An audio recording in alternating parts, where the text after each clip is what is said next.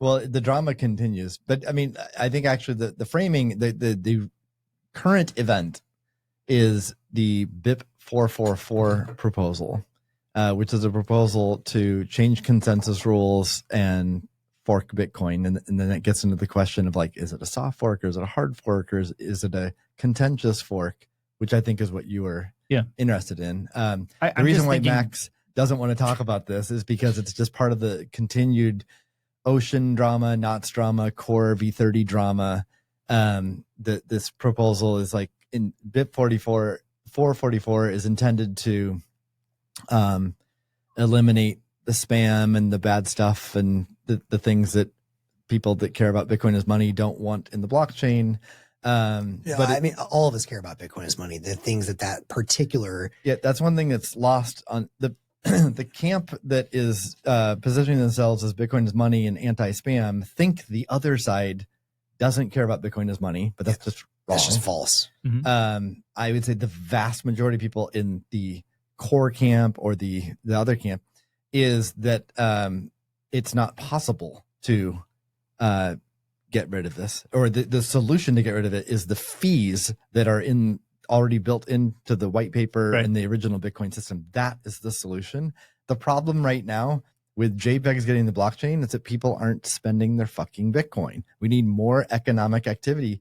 Everyone complaining should actually go out and go to their Steak and Shakes, their Square, merchants that use Square, and spend Bitcoin. Go get them to get the merchants to enable Bitcoin. Yeah, and by the way, I would take those guys a lot more seriously if they start posting receipts of doing stuff like that. That's what all of us can agree on. Bitcoin used as money, and all of us should become advocates and do that. That's the healthiest thing. And like, get off Twitter, stop yelling at each other, go in the real world and spend Bitcoin. All right. Sorry, I've learned that's a good. I'm saying good things. All right. I'm not Gen Alpha. But in any case, the BIP-444 is the intention is to prevent bad stuff getting in, but it's a band-aid. It has all kinds of holes. I mean, immediately after it was proposed, Peter Todd got a transaction mined that is BIP-444 compliant, and it contains the entire text of BIP-444. So it spams the chains with a BIP-444 compliant transaction. Right. So we're not going to stop that. Except with fees. We need to use Bitcoin as money. So that's that proposal, but it raised the question of forks, which I think is what you specifically were interested in. And there's a longtime developer, Waxwing, had a post that gave his interpretation of these different forks.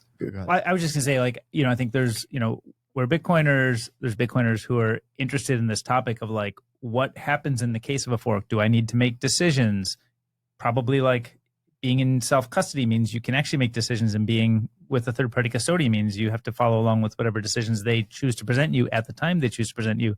Yeah. And that can have real economic impact. Yep. If you, so I feel like it's just this isn't very really personal for people. Right? I agreed. And we don't have to get in the weeds either to answer this question. And I agree this question should be relevant to anyone who owns Bitcoin should understand what we're about to talk about. Yeah. And some of us lived through this in 2017, 2018 era. I think the three of us did, and probably quite a few in our audience, but many people didn't. And that's when Bitcoin Cash did fork off from Bitcoin. And it did create two coins. And what that meant, if you held your own Bitcoin in self-custody, then prior to the fork, then you actually got two. If let's say you held 10 Bitcoin at the time, you then had 10 BTC and 10 BCH. At the time, that wasn't crazy. 10,000 maybe, right? Yeah. So I didn't use like a million Bitcoin as my you just did, but okay. 21 million. Yeah, so but you'd have 10 Bitcoin of each, and you can do whatever you want with them. Now you had to be somewhat sophisticated. First of all, you're already self-custodying. You also have to run your own node. And for for Bitcoin Cash, you had to download Bitcoin Cash Bitcoin software. You couldn't use Bitcoin Core's Bitcoin software because it only dealt with BTC. So it required sophistication, but it really was empowering. First of all, you're self-sovereign. You were guaranteed that you got 10 of each. you could immediately transact with each. So if you were a believer in BTC and you thought BCH was a joke, you could immediately sell it on an exchange. You could transfer it to an exchange and sell it and get more Bitcoin and buy BTC and right? buy more BTC, or vice versa. If you thought BCH was the right direction, or whether as an investment or the right technology direction, vision for Bitcoin, you could dump all your BTC and accumulate a lot of BCH. But it's very empowering to do that. Or you could just hold both and just or you can hold both. So the safe thing to do is hold both. If you have conviction one way or the other, then you can dump some or all and put it in the other coin. And as we describe in the Bitcoin Consensus Analysis Project, BCAP, which Lynn Alden and Crypto Ren and myself worked on last year, it's at the margin is what matters for determining which coin sort of wins in the market. And so it's those people who actually have the ability to sell, and of course the willingness to sell one fork and then double up on the other fork. That's extremely powerful position to be in. As if you're not willing to take that risk, or you don't have conviction, you just simply hold Bitcoin. You just want to hope to keep holding whatever Bitcoin becomes. You can just hold both. Now, a lot of people hold Bitcoin with a custodian. There, you don't have this power. Right. You are not in control. You can't split the coins. You don't have access to both. You can't immediately dump one of them at potentially premium prices.